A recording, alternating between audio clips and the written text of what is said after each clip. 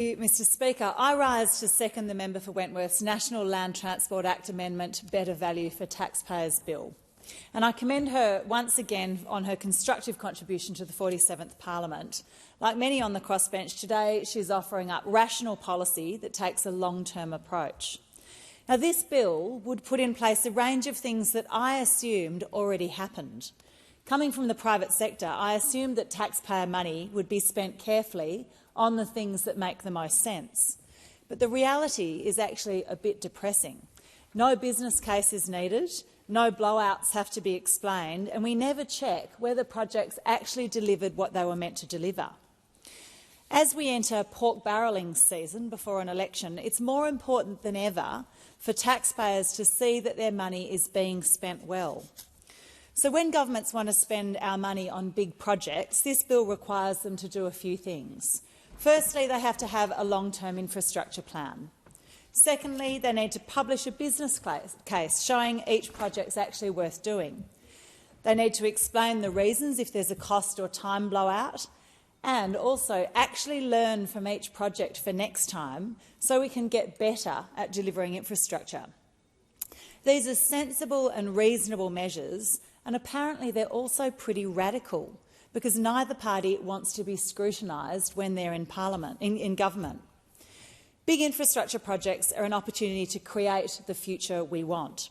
They can also be a useful economic management tool if they're done at the right time of the economic cycle. But if they're done at the wrong part of the cycle, they can drive costs up. And for example, at the moment, we desperately need more housing supply. But the housing sector is competing for construction workers with the $120 billion worth of large-scale infrastructure projects in the pipeline. Now, some of these projects should wait, but how would we prioritise the best ones? It's really hard to do without a business case. I was absolutely floored when I found out that big infrastructure projects don't have to have a business case. Governments can commit to spending hundreds of millions, even billions of dollars, without proving that the project's needed, that it will deliver benefits, or that it's actually worth doing. It's such a reasonable request to ask governments to publish a business case and explain it when there's a cost blowout.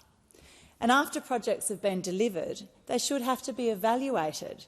Can you believe they don't have to be? We never find out if a project achieved its goals, or if we can change our assumptions in the future so that we can better estimate the costs of future projects.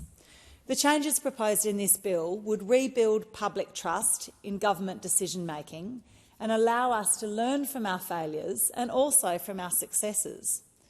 I commend this bill to the House, and I urge the government to bring this bill on for debate. This is something that all Australians will benefit from, and both sides of the House should be held accountable for their spending decisions. Thank you.